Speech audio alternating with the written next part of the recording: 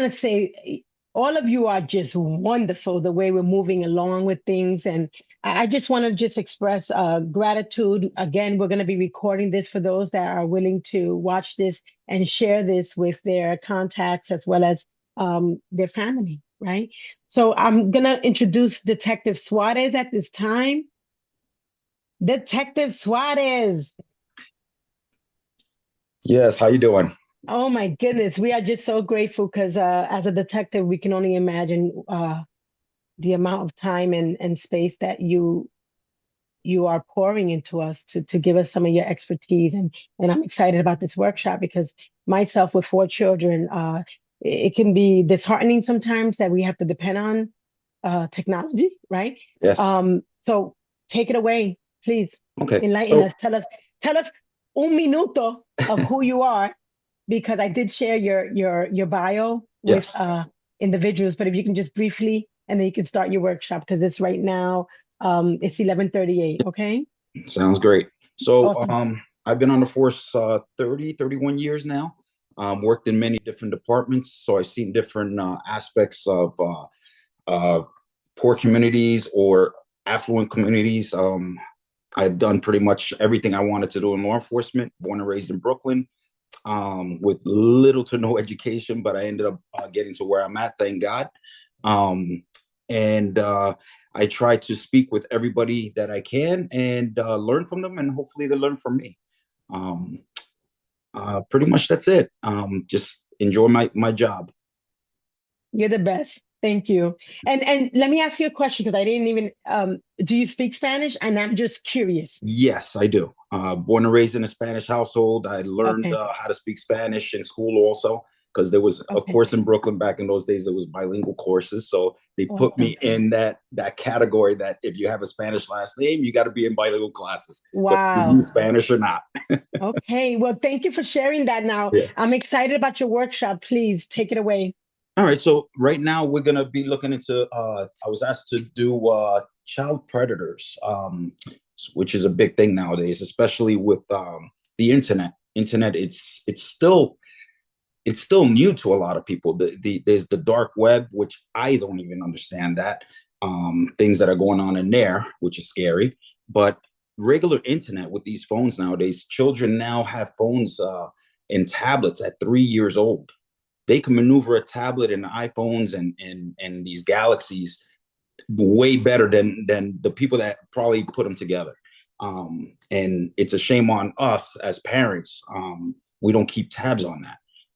They're downloading applications, which we don't even understand, and that a lot of things could be hidden from the parents. And so I'm just going to start with we get so worried and worked up with these child predators. Oh my gosh, they're going to kidnap our kids and so on and so forth. So I'm just going to give a couple little stats here. Um, Child predators mostly are not violent, which is astounding, isn't it? Not physically violent. They really just want to communicate with the child and actually meet them. And actually, 73% of the victims that are victims, these minors, which is actually between 13 and 15 years old, maybe even 12, as young as 12, are mostly the victims in this. Because after 15, they start to realize that it's kind of creepy when there's an older man communicating with them. And usually it's a man, a male figure that's reaching out um, to these young victims. They're able to coerce them and speak with them almost like a parent, but more like a friend. And that's the other thing. Uh, Predators love to communicate. They like to actually, they don't even hide who they are. They don't even hide how old they are. They don't make believe that they're younger, or uh, they don't act like they're a teenager. They don't portray themselves as a teenager, which is kind of strange. They want the 12 to 15-year-old child to trust them. And if you remember when you were 12 and 15, you thought you were an adult. You could take over the world. There was nothing that could stop you. You're impervious. You weren't afraid of anything. So when they speak with these child predators online, um, these predators know the keywords. They know how to make them feel good about themselves. I know when I was young, I didn't think I was strong enough to do things. I felt alone. I couldn't communicate with my parents. I didn't want to tell my parents anything of what I was doing. Just kept to myself at that strange time in your life between 12 and 15. It's kind of awkward. Your body's growing and changing. Your mind is growing and changing. And these predators count on that because they're very good at deception and also in communication. They're very, very good in communication, you know?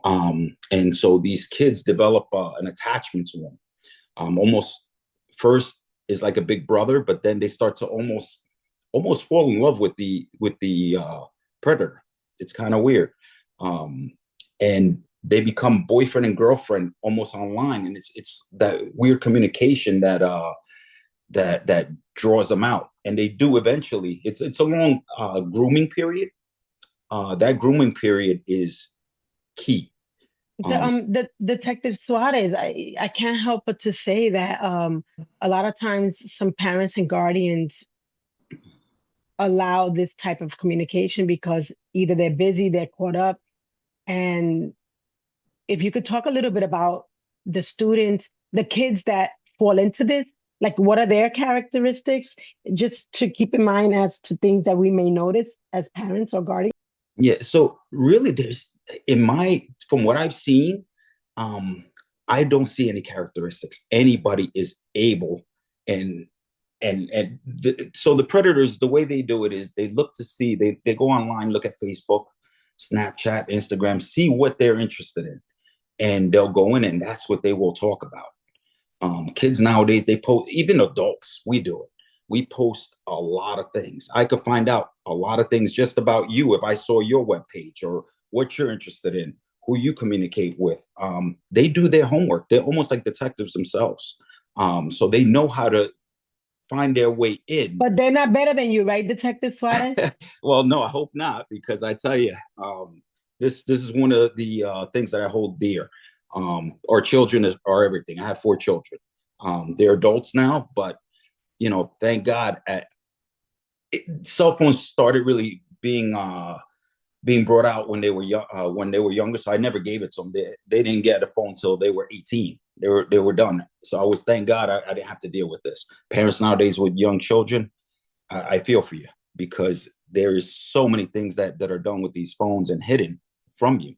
Like I said, they become friends with these predators, and then they trust them. They build that trust, and that takes time. And predators have nothing but time on their hands, especially if parents are working, they're going to school, they have other children, and especially, parents just are so busy nowadays. It's hard for them to keep track of what the kids are doing. And it's important that the parents do check their kids' phones. But you have to do it in a certain way where the kids trust you, because once you cross a certain line, and that's what we got to, as a parent, you're kind of juggling. You're right on a tightrope juggling, and you don't know how to handle it, because if you handle it the wrong way, that child will not trust you. And you got to build that trust, that communication with that child, and you got to build that right from scratch once you hand that digital item to them. So maybe you can give some advice for those that already released that device to a kid and it's kind of too late to take it back. What are some steps that us parents and guardians can possibly do to gain that trust, to be able to have those expectations? Right. So especially if they're young, you should be mirroring your child's phone, and you can do that. There's Apple, and I believe Samsung has that way where you can mirror whatever application. Really? Yeah, there's different ways to do that. I could not tell you how to do it, but I could get you information on that. But where can we find this information after you're done? Because this is so helpful, and we can put some information together, because this is helpful to know who to ask. Yes. What is available, because thank you. Yeah. So there's ways with your phone carrier. You could see who's calling, texting. You could actually view that through your phone carrier. Ask them, listen, I need to mirror my child's phone. And being that they're a child, they'll take care of it. It's your account. You can do that. So they'll assist you with that. Definitely. There are other applications that you can put on the kid's phone. It's kind of like spyware, but I rather do that than find out that my child is talking to a predator. And I've seen it many times. And child predators, when we see on the news, oh, this horrible thing is happening, this and that. Child predators they're not going to kidnap. Most of the time, they do not kidnap your kid, but your kid does go to them. They do meet up at the mall. They do have dinner. It's almost like a boyfriend girlfriend thing. It becomes that way. But it takes a lot of grooming. That's why it's important that the parents communicate with their children, see what they're doing. If they're going to the mall, make sure, okay, who are you going to the mall with? Oh, you sleeping with? I never let my children sleep over somebody's house. That was one of my rules. If they want to sleep, they want to come over to my house, that's fine because I could see them. But I wouldn't do that. Kids used to sneak out. I know when I was younger, I snuck out the window all the time, So I know what I did, and I take that. And I'm like, my kids are great in front of me. When they're outside the house, I don't know what they are doing. So I'm not one of those parents that say, not my kid. No, yes, my kid. So when they groom, they actually, it's a courtship. It really is. So think about your husband when you met your husband, hi, how you doing? I'm so and so, and you start to communicate. Everything's communication. It's not looks, it's all communication because they don't see each other. Everything is talking. So they'll first meet up on Snapchat, Instagram, or Facebook. And then from there are other applications that are used to hide. And these predators know this, like Telegram. If you see Telegram on somebody's phone, Telegram, even law enforcement cannot get search warrants on that. Telegram is in Europe, I believe, or Germany. I don't recall exactly what country it is, but they will not honor search warrants. I never heard of Telegram. So Telegram's huge, especially with drug dealers or predators, because Telegram, they know you can't get search warrants. We can't find out anything, any information. You can hide yourself very, very well on that. That's huge. It's been around for a few years now, at least 5 years. So when you see that on your kid's phone, something's up. There's WhatsApp. Why does a kid need WhatsApp? If you really think about it, because if you have a cell phone, you just text regular. It's because you can hide information. Instagram, there's DMs, and then Snapchat, everything gets erased also. So all those kind of apps, you got to be very, very careful if they're communicating on that. But the big ones are Telegram, WhatsApp, especially Telegram. There's other ones out there, new ones that are coming out. There's new things coming out all the time, and it's hard to keep track of that. If there's apps like that, communication apps, something's going on there. Your child is probably hiding it. Even adults, just be aware with that. So what are the steps if we notice something very strange? Us as parents and guardians, are we able to come to, like, let's say a local police station and verbalize like concerns and what could be done? Yeah. So as law enforcement, what we do is we do communicate and speak with the children. Because sometimes the children, again, they won't talk to their parents. You could be very close to your child. You'll be surprised what they'll hide from you and stuff that you don't even know. Because I did. Again, I put everything from what I remember when I was a kid. And I didn't communicate with my mother everything that I did or knew. Or kids are very advanced nowadays, especially because of the internet. Everything's there out in the open. But they don't know the world. They really don't. They don't know the ramifications of their actions. They don't understand what could happen. They know it's bad. They know something's not right, but they still have that curiosity.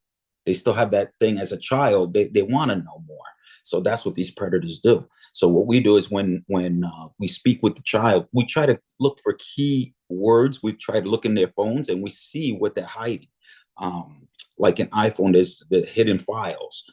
There's so many apps that you can hide things. There's dummy apps, believe it or not, that it looks like Facebook, but it isn't Facebook. It's a hidden file folder where you can hide photographs and text like that.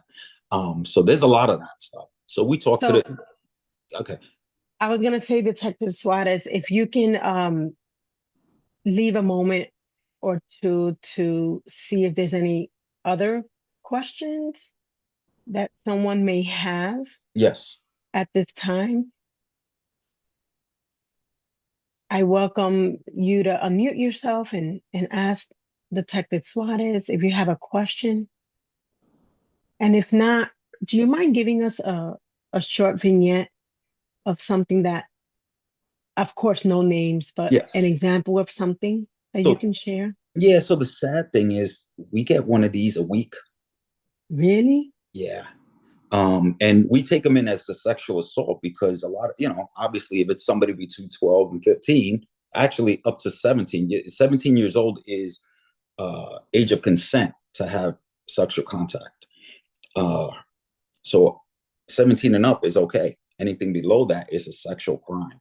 Um, Unfortunately, when it comes to this day and age, there's a lot, especially I work in Spring Valley. I've been a detective there since 2013, but I've been working with them since 2007.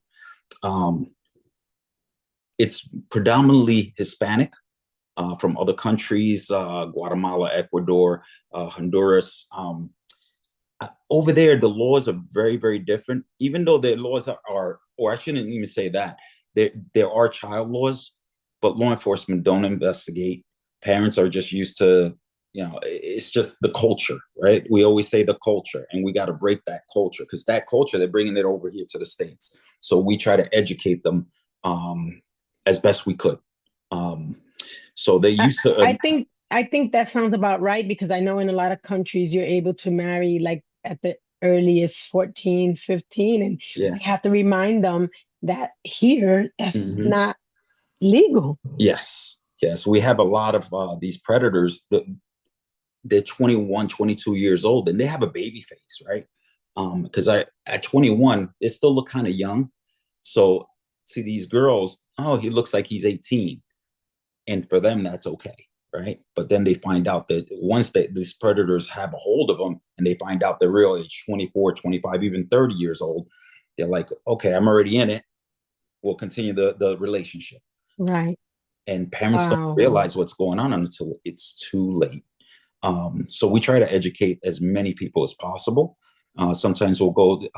We have a program called YPI in Spring Valley. The And Youth Police Initiative, right? In yes, Spring and Valley. so our detective, my detective sergeant, he's the head of that, and he tries to educate them as much as possible. We have a school resource officer that tries to communicate with them and explain to them, the dangers.